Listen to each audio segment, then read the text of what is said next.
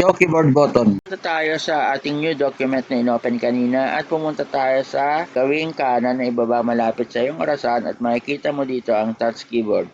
Pindutin mo lamang ito at lalabas dito ang parang keyboard. Ayan.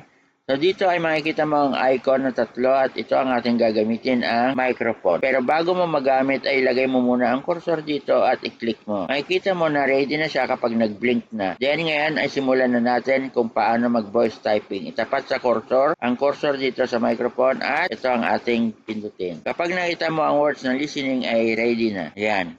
Pindutin natin ang microphone. Okay, ngayon ay mag-type na tayo. Good morning, Philippines! So, ayan, ay pwede mo nang gamitin yan. Bahala ka na kung ano ang gusto mo. Ang kailangan mong gamitin na language ay dapat English. Dahil kapag Tagalog, hindi niya maisusulat ng tama ito. So, yun lang ang disclaimer nito. Okay, thank you very much.